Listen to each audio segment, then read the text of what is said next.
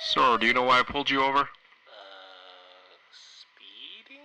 No, it's because your intro sucks. Please step out onto the curbside.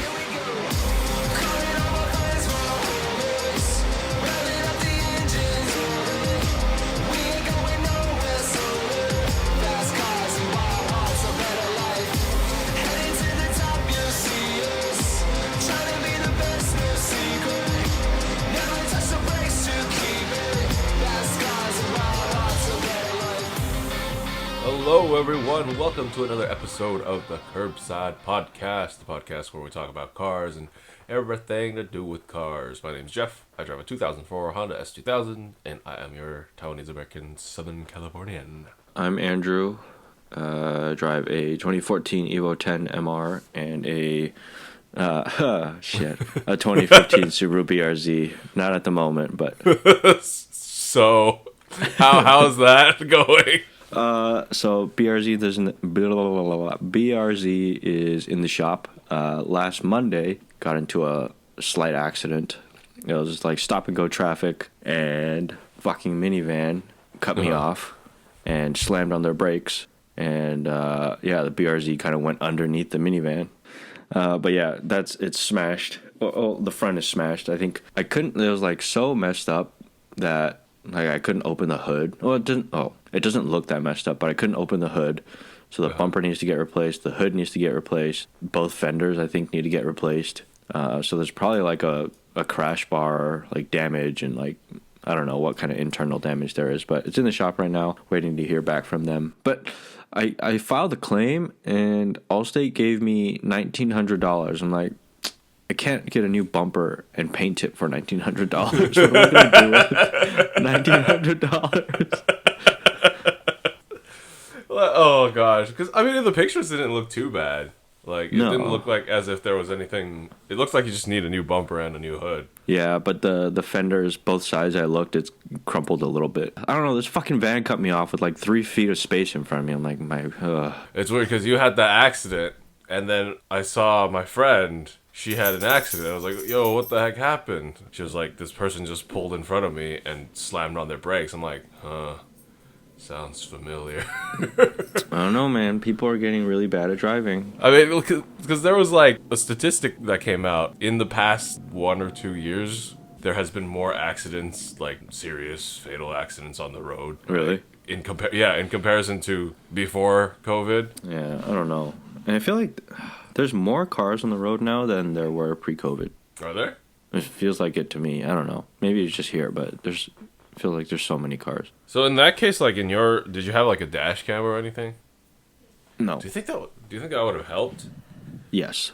Because in insurance situations, if you're the one that rear ends someone, you're usually the one at fault. 99% of the time it's your fault. Unless that 1% I think is when you have dash cam footage showing that guy fucking was reckless. That guy had a camera. I asked him to, so I was like, let me see that footage. Yeah, I want to go. In front of you.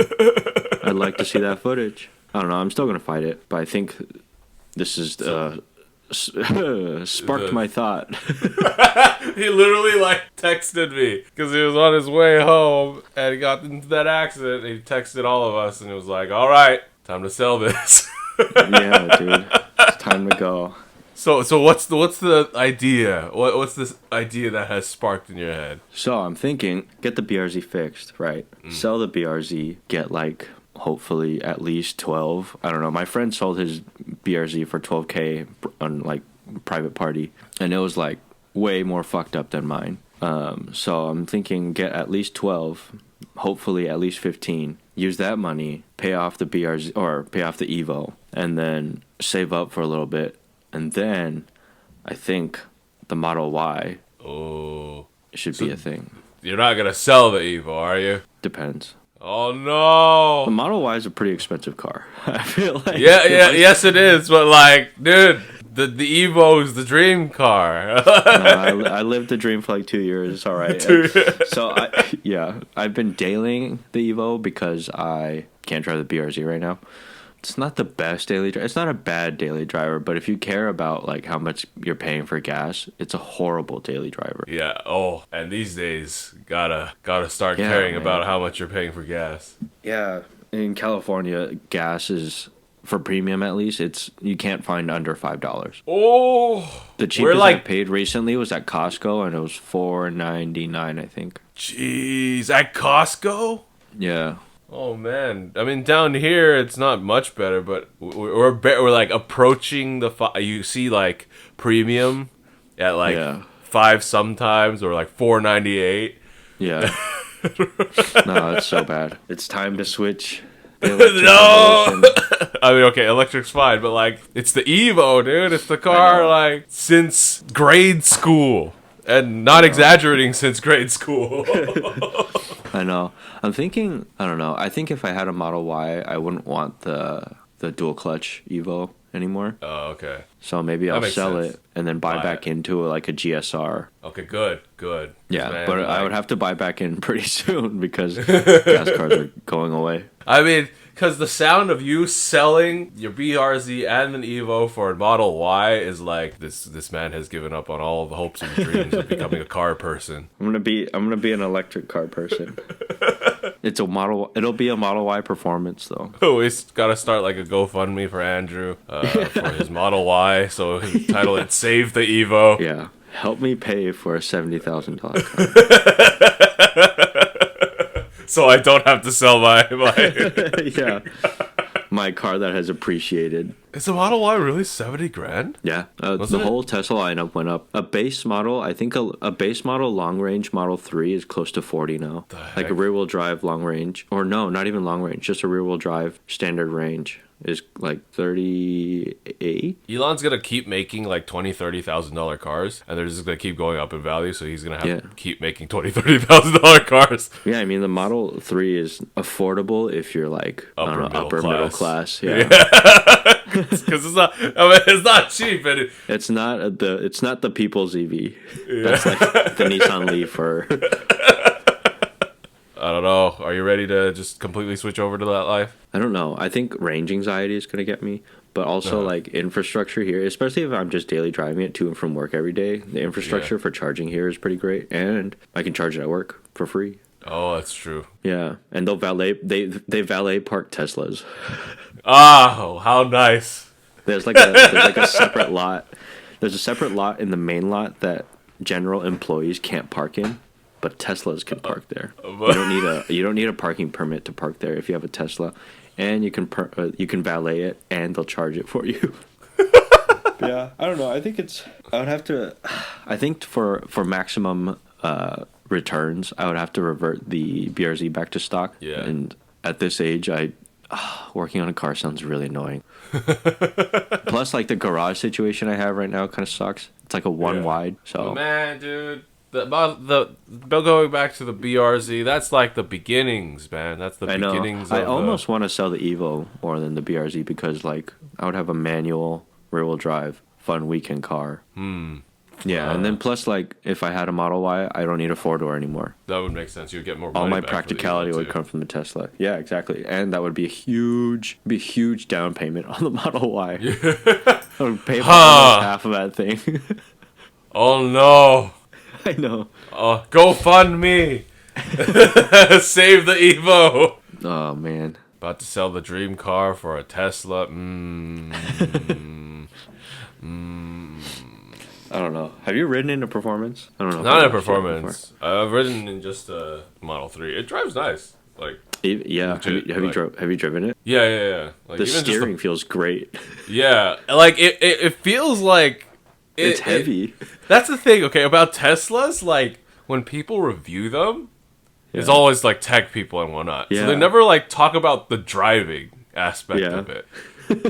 They actually drive pretty nice. Like, I don't know about the Model S or whatever, but the Model 3, it's small, the steering's nice, and the center of gravity's low, it handles real nice. Yeah, dude, like, no one, when they review it, really talks about, like, I don't know, like, the ergonomics of the driving. The seats are not great for, like, spirited driving, but the steering feels great. The steering wheel, like, the feel of holding the steering wheel feels, like, really good, too. And, yeah, you can whip that thing like a go-kart. Hey, man, like, now's the time to sell, if you're going to sell, because we know this. Now is the time to get into EVs, because freaking Dude, every time, like, I'm like, yo, budgeting, I'm saving money, I got more money to spend. Oh, gas prices are up. But, well, let us know how that goes. We'll see. I got to get the car back first. Yeah. But, well, all right, let's go to the break.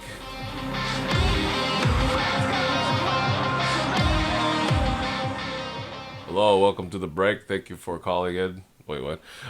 Thank you for listening to the Curbside Podcast. Listener number 5. Our caller number 5. Yeah, I got a question about Andrew Tesla. But yeah, thank you guys for listening. As always, check us out at the curbsidepodcast.com, where you could listen to our stuff, watch our videos, subscribe to us on YouTube. We've got more subscribers recently. Your Integra video. Oh, that one got more response than I thought it would. It's got 1,000 views. Thank you guys for subscribing. Hope you stick around. You can find us on social media. Instagram is at the Curbside Podcast. Twitter at Curbside Pod. TikTok. Follow us on TikTok. TikTok at the Curbside Podcast. Did I already say Twitter? Yeah. I did. Facebook at facebook.com/the Curbside Podcast. I guess I'm doing Parth's part 2. Did I mention that Parth's not here? Parth's not here. Parth's not here, in case you guys didn't notice. Goddamn. Fucking, what does he usually say? You can email us at thecurbsidepodcast@gmail.com if you so desire. Yup. And with that, let's go back to the show.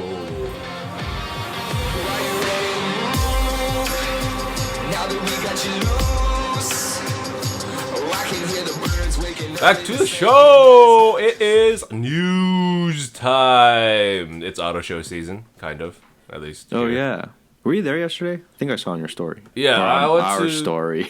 Yeah, I went to the LA Auto Show this year with my dad. Didn't make any videos on it, but honestly, like, lackluster. I think a lot of car companies are holding off until things clear up even more. I mean, because there was no one there, no one.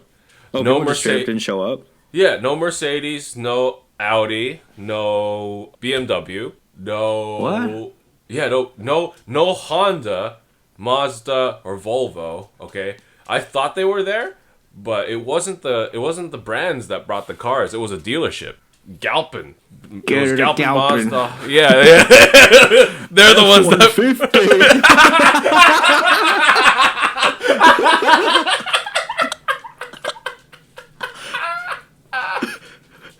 Oh man! Whoever wrote that jingle.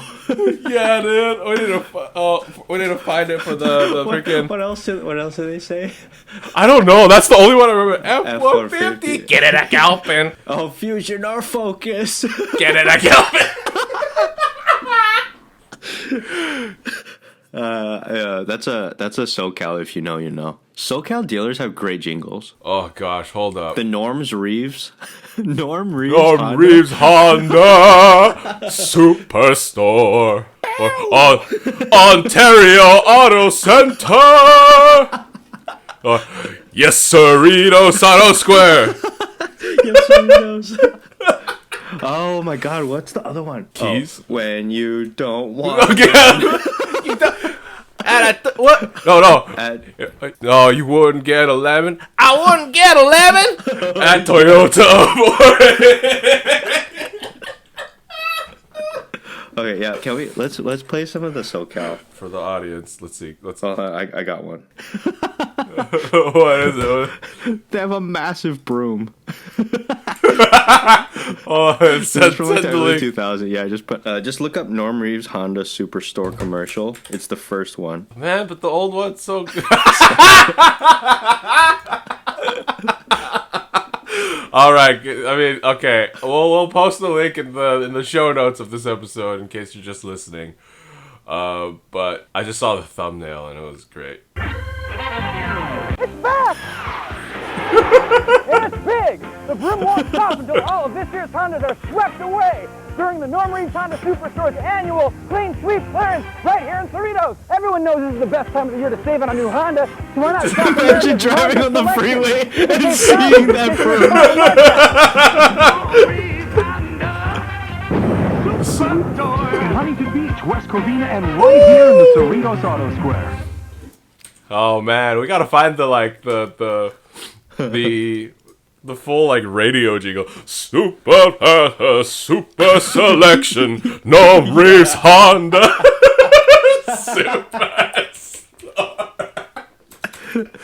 Hold on, I gotta find you some more, guys. We are educating the listeners in our SoCal. Oh my god, what is that? Hi, welcome to Cerritos Auto Square. You are going to love it. It gets great mileage. Check out the space back here. When you sell the most cars in the world, I'll take it. you shake the most hands in the world. I'll take it. Congratulations. See, Cerritos to the world's largest selection of cars, trucks, and SUVs from 23 brands. Come shake hands at the memorial sale that'll have you saying, Yes, Cerritos Auto Square. Busy day, huh? Yes. Yeah. Let's see if we can find the one we were laughing about at the beginning. That Galpin F-150. If you need a Ford, hit it at Galpin. F-150, hit it at Galpin. Focus, hit it at Galpin. Mustangs and Fusions, hit it Yeah. at Galpin. You know, for years I've had people asking me. All right, so that was the brand that brought their their cars to the LA Auto Show this year. But yeah, there was no one there. Zero people. Like, they had enough space. Okay, there were big brands there, but like they had enough space for multiple like indoor like driving experiences. Whoa. Like Ford had a little like test track in their booth for the Mustang Mach-E. Electrify America was just doing a bunch of like ride and drive alongs of like Mini Cooper Taycans and whatnot. Ram had a full-on course indoors as well. There was just a lot of empty space because there were no brands there. The only luxury brand that was there was, I would say, I mean, the big name ones was the Land Rover, Range Rover, and Jaguar. Which have you seen the new Range Rover? So there's a new Range Rover on the market. The redesigned 2022. It's your standard deal, very expensive SUV. What do you think about the whole design? It looks really plain. There's no lines. Yeah, like There's that's what no I thought. like, I don't know. It looks like it's just everything's flat. Yeah, there's no like texture, right? They Yeah. took all like. Imagine you went to do a 3D rendering of this year's Range Rover and you just turned down all the details. I mean, they claim that, oh, this is more clean design, but I mean, like, it's... Well, yeah, it is. It's not bad looking. It's just really boring. It's really smooth. Yeah, like, it's super smooth. It's super duper Is it an smooth. EV? It looks like an EV. No, it's not. The design language is very EV. Yeah, I stepped in it at the show. Obviously, it was very, very high quality stuff. Everything felt very, like, substantial. Yeah. But, I mean... Well, at 104 starting, it better be. It That better, interior, right? I really don't like that dash. Yeah, it's not... I'm not a fan. Like, It's too... they took out... it's too plain and... I don't know, man. Like, I mean, quality-wise, everything, like... I don't know how to describe it. Like, everything felt very thick. Like, the door panels, the leather, like, the armrest, everything felt very, like, very substantial. Yeah, like sturdy and heavy. But, I mean, 104,000 starting. Yeah. It's... This car is very, like... It's very Malibu. It's very, like, Menlo Park. Especially in this beige color. It's, like, rich white people neighborhood looking. Yeah, no, seriously. It was like, okay, honestly, so I guess the SV now, the SV trim is the highest trim. They had that at the auto show. It looked really nice because that one, it was a white car and it had like a bronze roof with like bronze accents on the wheels. So it looked really nice. That does look really nice. They didn't have a price out, but they were guessing like 200 grand. And I'm like, dude, honestly, especially with what Jeeps been doing recently. Yeah. It's hard to justify this purchase. Like before, it's like, where else would you get a luxury SUV? But those new Jeeps, like No, the Wagoneer. the Wagoneer, the Grand Cherokee, you want leather on the dash? The Grand Cherokee's got leather on the dash. You got leather on the steering wheel. Grand Cherokee's got leather on the steering wheel. You want to go off road? Grand Cherokee can go off road. It's harder to justify this unless you really want like ceramic shifter and ceramic dials. Ooh. You're getting up into the territory of like I have more money than to know what to do with. Yeah. Literally, no one has ever asked for ceramic dials. Yeah. I think these luxury brands are starting to be like, what are we gonna do? All the more consumer level brands are sort of moving up market. What else can we put in our cars? The bang per buck in the market now is like kind of crazy, right? Because you look at what Hyundai's doing. I mean, yeah. You look at what Mazda's doing. Mazda's moving up market. Their interiors are nice. Look what Jeep's doing. Like, it's harder and harder to justify these European cars that cost so much, and you're like, what else? What more does it have? I got more leather. Not really. Not anymore. I got more wood. Not really. Not anymore. Yeah. I got ceramic. It's like, So yeah, I don't know. The craftsmanship is better than those brands, but like at that point, okay, like I guess yeah. Okay, at that money amount, yeah, you're probably gonna be the type to notice that. But for us, like, can't really tell. Same. But anyway, that was the one car show I went to. The other car show I went to was before that. It was Radwood. Oh yeah, I didn't see anything about that until you went to it. Yeah, so I mean, apparently Radwood's been around for a couple of years. It's a celebration of 80s and 90s cars, and you know they encourage you to dress up. So I did. I was looking very good. Yeah, dude, clean fit. But the reason why I found out about it was because I was watching a video on the Integra, and they were like, "Hey, if you want to see this in person, they're gonna have it at Radwood this weekend in SoCal." I was like, oh snap, because Acura was the one partnering with Radwood this year, and they were hosting it on the Honda campus. Where's that? It's in Torrance. Oh, okay. Yeah, I feel like I knew that. So they brought it out for Radwood.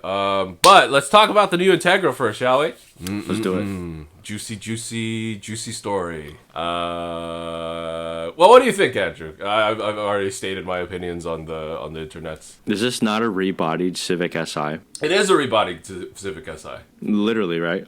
Yeah, for sure. So I guess that makes sense, right? Because the old Integras were pretty much rebodied Civics. Yeah.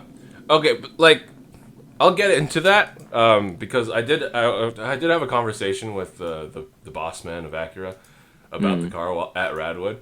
But like, what do you think about the design in general? I think this one's gonna take some time to grow on me because initially when they leaked that photo of the rear, like the taillights, I was like, oh, this should look, assuming it's a 2-door, it looks pretty good. Yeah. But then, like, when the whole 4-door thing came out, it, like, hit me that it looks like a Hyundai Genesis coupe. Oh, yeah, the 3 taillights, I see that. Yeah. Especially. And then, I don't know, the profile, I think, tapers off too much. There's no, like, element to the car that, like, tells me it's an Integra besides sticking the name Integra on there. Yeah. I mean, I get it. Like, so here's the deal. This is actually based on Civic Hatch.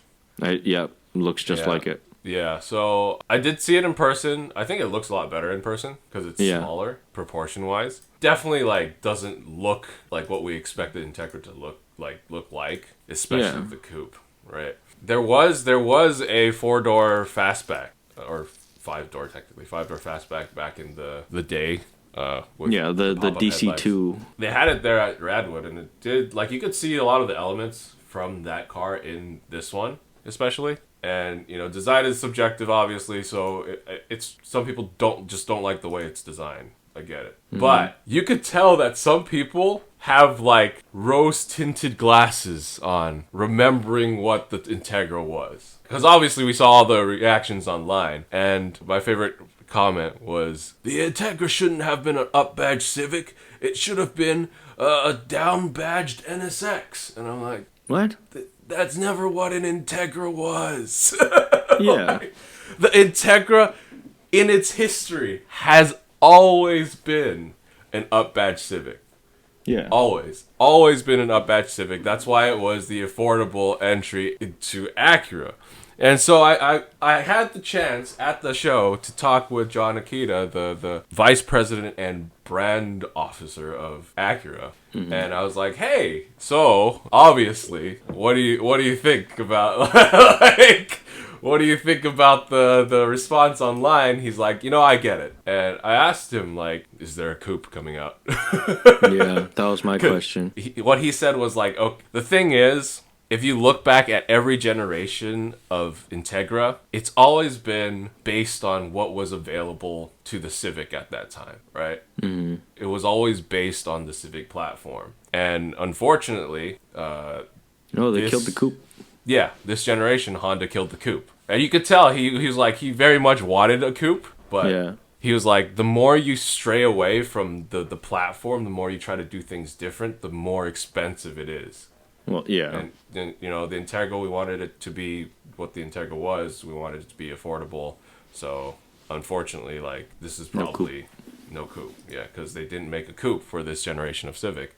I mean, you could tell he was like, he knows what the brand is, what Acura is all about. He's been there for 30 years. He's a car guy himself. He was telling a story about, like, how he got into Acura. He was supposed to work at GM.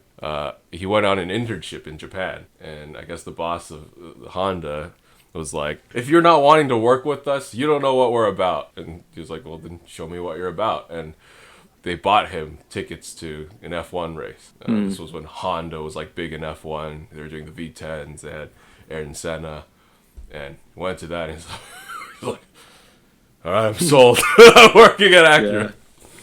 And for the longest time, Acura was making just like these boring cars. Like after they strayed away from what they were doing in the 90s and early 2000s, they were trying like, oh, we gotta separate from Honda. We gotta make ourselves more luxury brand. We got luxury everything, luxury. Yeah. And while he was there, he would always complain about that because he's like, that's not what the brand was when I joined. Like, the brand was fun. It was about, like, having fun. Like, if you want to do the luxury stuff, have the Germans do that. They're good at it.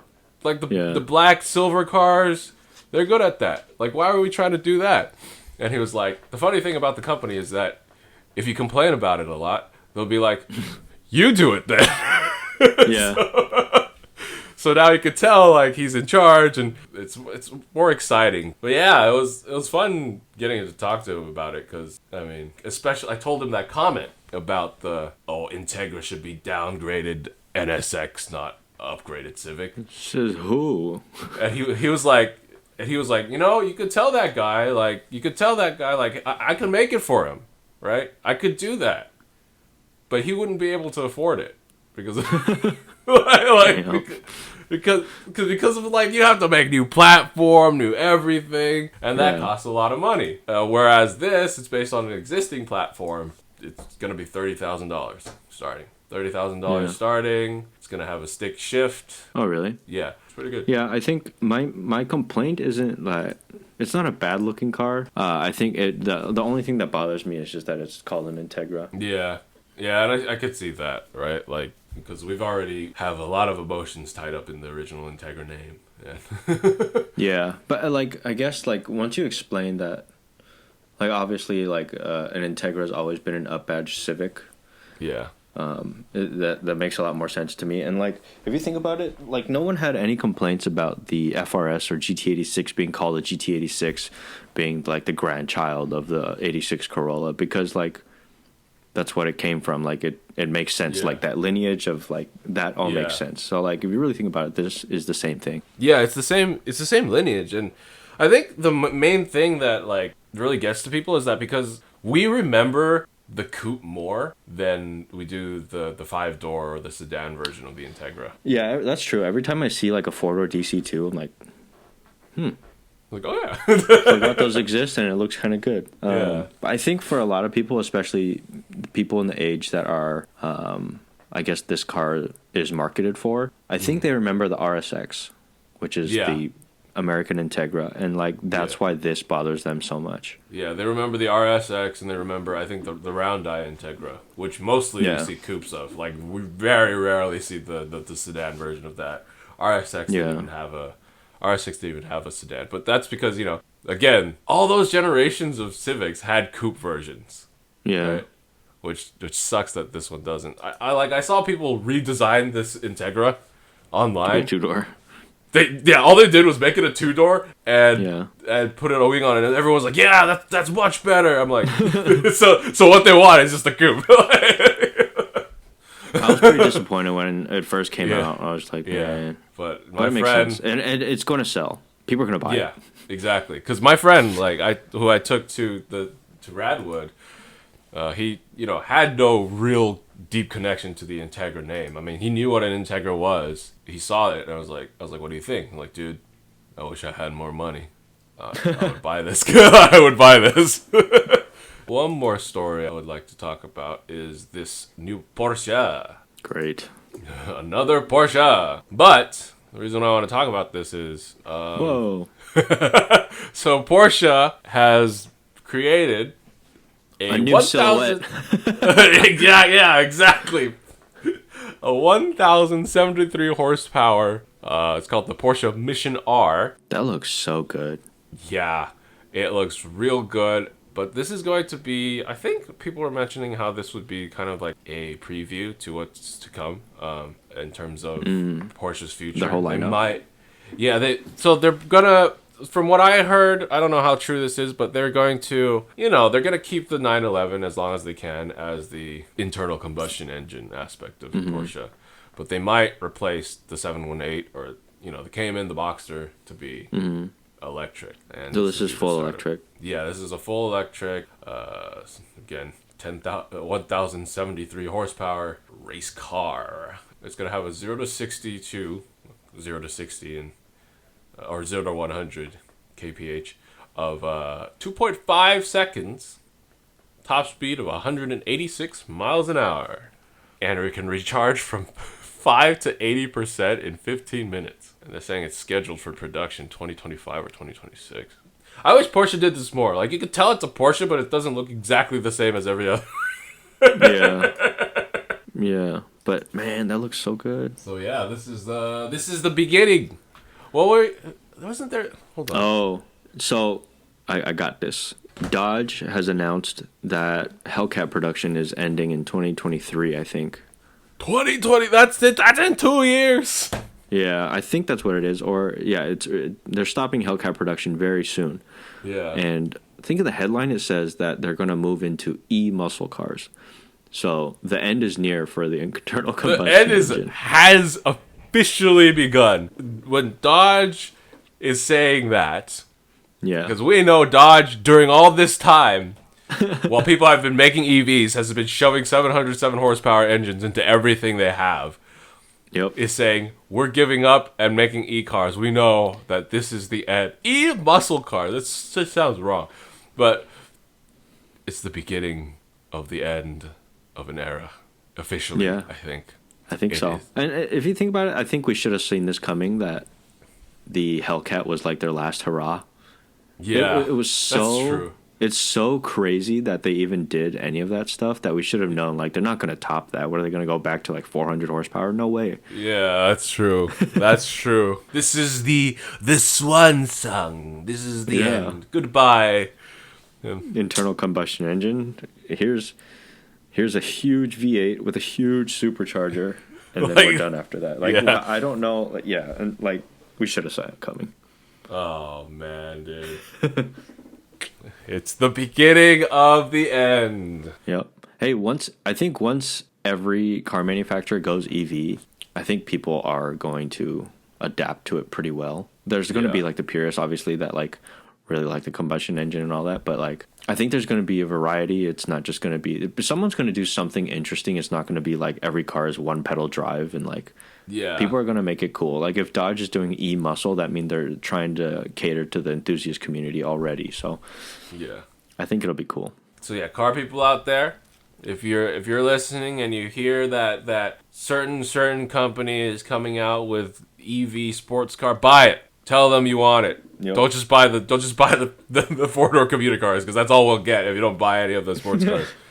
All right. Well, on that note, slightly depressing note, that's going to be our show for this week. Thank you all for listening as always. Check us out at thecurbsidepodcast.com or listen to us on all your podcatchers, Apple Podcasts, Spotify, Stitcher, TuneIn, all that jazz. Also subscribe to our YouTube channel. Make the numbers go up. Thank you for all the new subscribers if you're here watching or listening. We passed 600. We're at 623. Woo! Yeah, let's hit 1,000, please, so we can get paid. So we can finally have some ads. Social medias, follow them. Instagram at the Curbside Podcast, Twitter at Curbside Pod, Facebook at facebook.com/the Curbside Podcast, TikTok at Curbside the Curbside Podcast. Thank you to Kid Dope for our intro and outro. I just remembered last week's episode that we released, we did it was way back in March of this year, but we did a bet. I don't know if you listened to it, but we did a bet. Yeah. What was the bet? There was a S2000 CR. Oh, that's right. Yep. Online for sale, and bring the trailer, and we all guessed how much it would sell for. I think how much did you guess? I think I would guess 50 to 60. I guess high. I guess 50 to 60. Parth guessed 60 to 70. You guessed 70 to 80. I think the end was around like 76,000. I checked. So Parth gets or not 76, 56. Whatever Parth guessed, Parth won. So we owe him $2 each, but don't tell him that. Yeah, he's not here. You have 24 hours to claim the rewards of this recording. So Parth, you better listen to this episode or you're not getting your $4. Well, it's not coming out till Tuesday, so he automatically loses. That's $40 from us. But good job, though. Yeah, nice guess, Parth. No money for you. Hope everyone had a happy Thanksgiving for all of you guys in the States. And as always, my name's Jeff. I'm Andrew. Remember, drive safe, and life is too short to drive boring cars.